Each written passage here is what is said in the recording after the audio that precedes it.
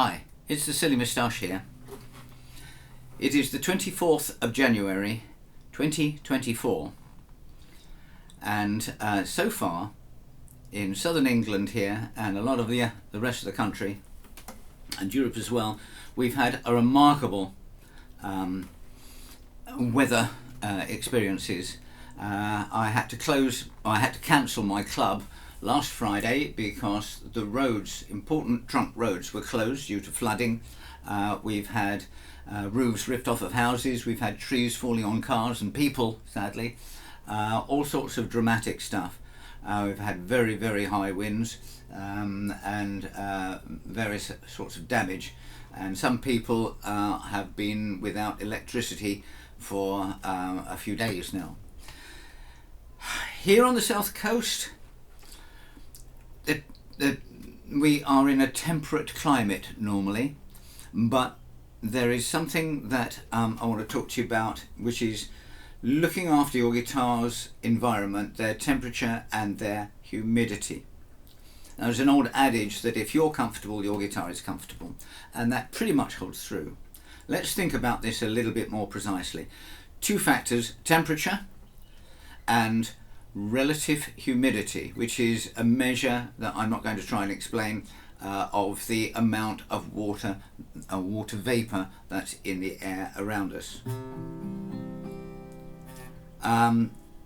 Woods, especially thin wood like the spruce that we tend to use on the top of our guitars, is very sensitive and it absorbs and it gives off that humidity, and that has certain effects. So let's go through that. Signs of low relative humidity means that the top will shrink slightly. You won't see it, but it will. We're talking about, minimal effects having minimal changes having considerable effects.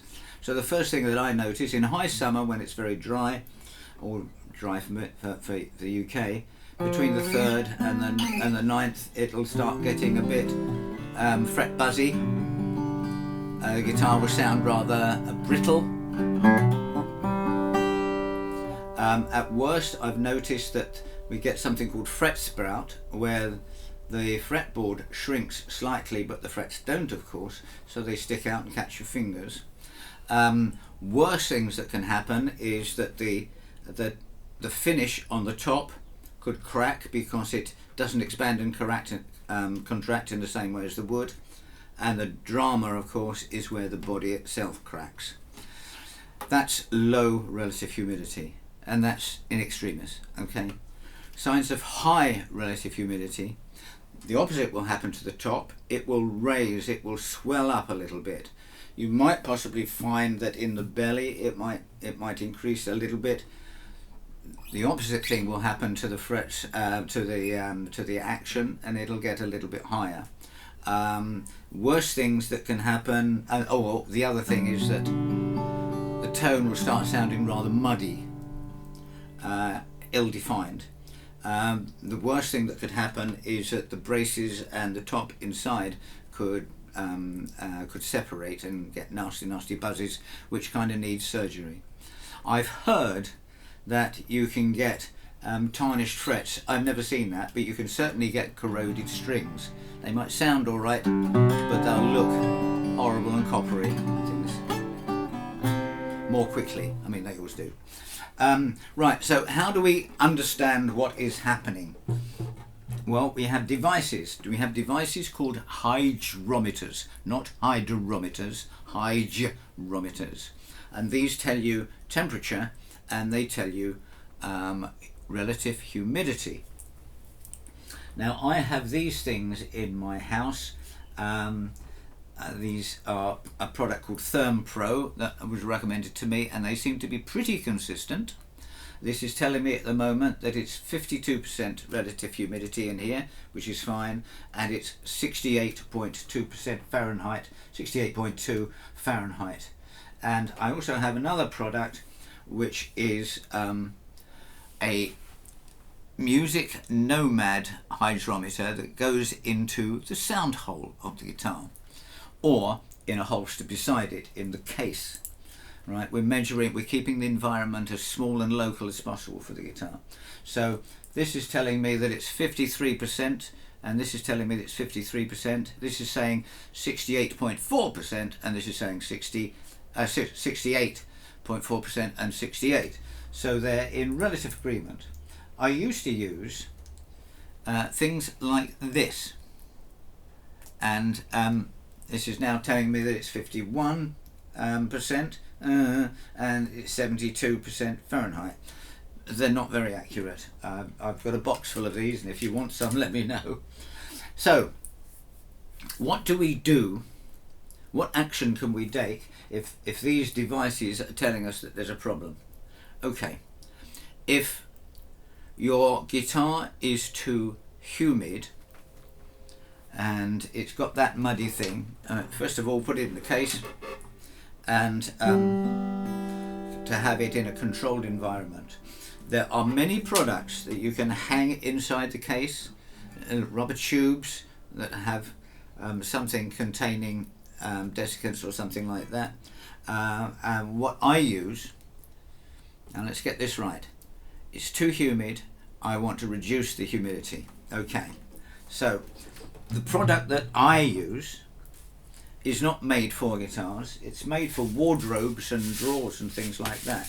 And there are these bags of desiccants by Control with a K, and if you look at these two bags, the desiccant in the one on my right is rather pale and this one is rather darker, and the reason that's darker is just been in the microwave for 5 minutes, which dries it out, right? So then I can put that in the case with the guitar and it'll absorb an amount of humidity.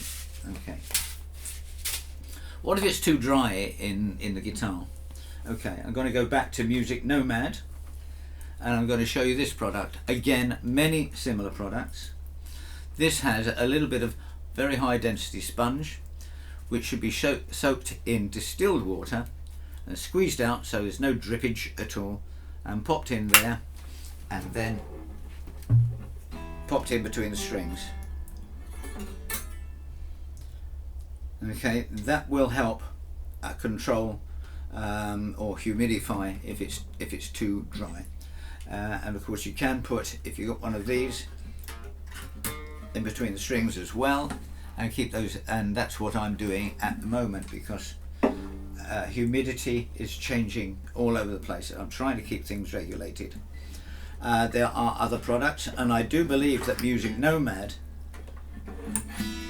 is developing a product, or now released a product, that combines the two. So a humidifier and a hydrometer. Unfortunately, they're not available in the UK as we speak. So there we are. Let's look after our guitars. Don't get too paranoid about it. It's when those extremes hit. Or the other thing is, if you change the environment of your guitar very suddenly. You're buying a new guitar and it's been in a van or an aeroplane for hours and hours and hours, and you get it into your nice warm house and you open it up, and you know the finish could check, something radical could happen. So we talked about leaving it for a certain time for it to settle and for the temperatures to even out, so it doesn't have an environmental shock. The other thing is we